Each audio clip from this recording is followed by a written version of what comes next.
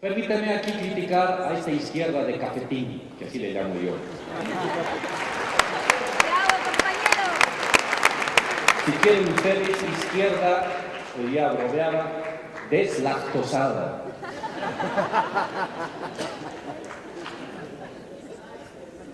Evidentemente, hay grupos que se oponen. Dice desde la más izquierda del proceso. ¿Quiénes son? Es una izquierda perfumada que observa el fragor de los procesos desde el balcón, un café o desde la televisión. Es una izquierda bien remunerada. Le incomoda el estruendo de la batalla y el desorden de una democracia de barricada. Es una izquierda que degusta su café descafeinado, que critica a los gobiernos progresistas que no han construido en una semana el comunismo, que aprovechando el descanso de su fitness matinal nos critican de que no hayamos acabado de una buena vez con el mercado mundial. Y en seminarios donde rinden cuentas de sus financiamientos externos que garantizan su buena vida, denuncian a los gobiernos progresistas por no haber instaurado instantáneamente y por decreto el buen vivir.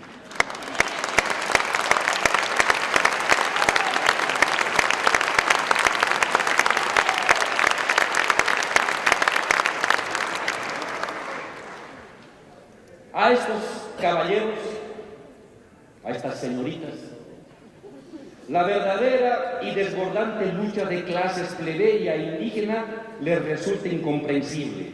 La única revolución que conocen es la que han visto resumida en History Channel. Y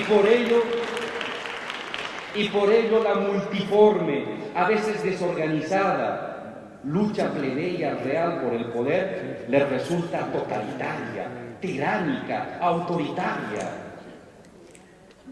Son pues los radicales de palabra y timoratos de espíritu.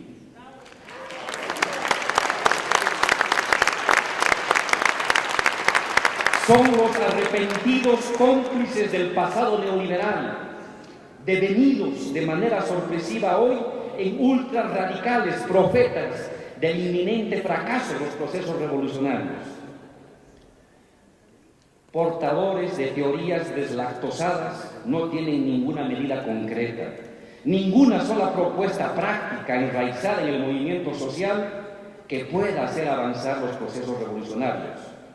Son, por tanto, los mediocres corifeos internos de la nueva ofensiva imperial que buscan desestabilizar a los procesos y gobiernos progresistas.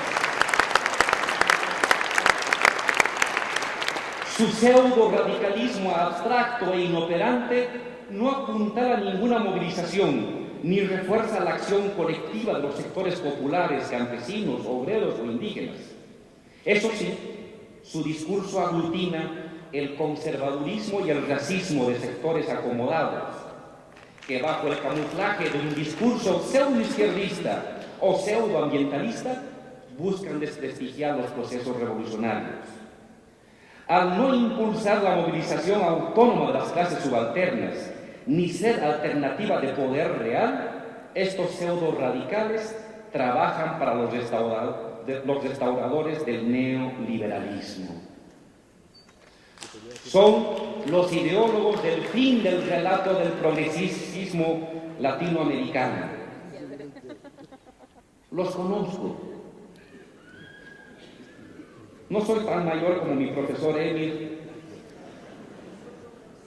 pero me tocó a mí vivir un proceso parecido en los años 80. Y vi un proceso progresista y estudié lo que pasó en Bolivia, con el gobierno progresista de Torres, con el gobierno progresista de la UDP, que tenía sus problemas y sus dificultades. Y surgió una oposición de izquierda, radical, que le demandaba el comunismo, el socialismo, el decreto, el nacionalizar los mercados, el hacer todo inmediato y ya. Esos no fueron alternativas del poder. Ayudaron a derrocar a los gobiernos progresistas. Y no entraron al poder. Lo que habilitaron es 10 años de dictadura militar, 20 años de neoliberalismo. ¿Y saben qué? Como por suerte estamos vivos para conocer la historia, no la vamos a repetir. No vamos a permitir que estos tipos vuelvan a socavar procesos revolucionarios, ayudando a un regreso de las fuerzas conservadoras. Permítanme cerrar con un noveno punto. Eran 10, me he comido uno para no hacerlo tan largo. El tema de la cohesión nacional estatal. Podemos decir que el neoliberalismo en el mundo ha tenido, en términos generales, dos fases, dos etapas a nivel mundial. Una fase que va de los años 1980, con Reagan y Thatcher, hasta el año 2000, 2005, y una segunda fase del 2005 hasta hoy, y no sabemos cuánto más, a nivel mundial. En la primera fase, 1980 al 2005, el neoliberalismo utilizó el Estado Nacional, lo utilizó, lo capturó, lo reformó y lo utilizó para transferir el excedente, la riqueza pública, las empresas públicas, los ahorros públicos, a empresas privadas, a propiedad privada local y fundamentalmente extranjera. Se privatizaron empresas, se transfirieron recursos de los bancos a los sectores privados, se entregaron recursos naturales a inversión extranjera. En esta fase, donde el Estado Nacional juega un papel de regulador y transferente de lo público a lo privado, el Estado también juega el papel de cohesionador cultural de la sociedad en torno a la privatización. Cumple funciones de privatizar, de transferir lo público a lo privado, y funciones de dar la cohesión cultural, la cohesión ideológica, el cemento, diría Althusser, para mantener la percepción de la sociedad articulada a las decisiones gubernamentales. Estamos hoy ante una nueva fase del neoliberalismo. En esta nueva fase, el Estado Nacional, los estados plurinacionales, son un estorbo. Y me atrevo a decir que han sacado la lección de lo que ha pasado en América Latina para, con esa lección, para no repetirla, comenzar a operar en el mundo árabe y en Europa. Hoy estamos ante una fase distinta del neoliberalismo. Ya no les son cómodos los estados nacionales, no les son cómodos, no les son funcionales, no les son útiles. Y entonces han pasado a una etapa de desmembramiento, debilitamiento y fraccionamiento de los estados, con dos variantes. La primera variante de este desmembramiento de los estados: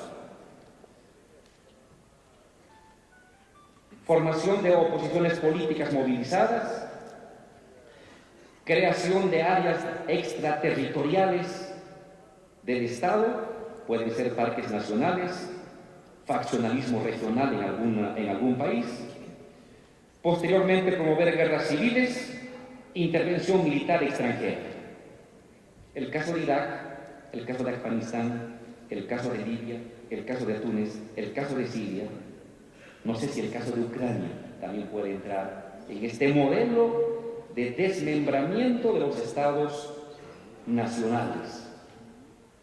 La otra variante es impulsar privatizaciones, ampliar el endeudamiento público, impulsar pérdida de soberanía tributaria de esos estados, pérdida de soberanía monetaria, recorte de áreas de intervención estatal. El ejemplo de Grecia ahí es paradigmático. Grecia es el ejemplo de esta otra modalidad de derrumbe de la soberanía estatal. Lo que ha hecho Europa, Merkel, Alemania, el Fondo Monetario, y el Bundesbank con el pueblo griego. Ambas vertientes, vía guerra civil, vía pérdida o recortamiento de soberanía, conducen a una implosión de los estados, a una cohesión ideológica ya no por parte del Estado, sino por estructuras supraestatales y un nuevo reparte imperial de empresas, recursos y áreas geográficas. Este es el momento novedoso. Si en los años 80 los estados eran funcionales al desarrollo del neoliberalismo, en esta etapa los estados no les son funcionales. Vean la aniquilación de los estados laicos en el mundo árabe, es terrible. Es terrible. Al final se trata de ver quién controla la geopolítica y el petróleo, pero ahora bajo vía de fragmentación de pequeños feudos armados enfrentados uno contra otros. Si esta es la lógica contemporánea, la defensa de los estados, pero necesariamente bajo un nuevo mando, bajo un nuevo bloque social de poder, se presenta como una tarea imprescindible en los procesos revolucionarios de América Latina y del mundo. La defensa de los procesos en América Latina ha de requerir profundización de la revolución y radiación a otros lugares. Los procesos, y eso es importante no olvidar, no son permanentemente ascendentes, son por oleadas, avanzan, se consolidan, se estancan, retroceden, caen, vuelven a levantarse en un proceso continuo de avances y retrocesos por oleadas. En el fondo, la lucha del pueblo, solo la lucha ha de definir el futuro curso histórico del continente y del mundo. Muchas gracias.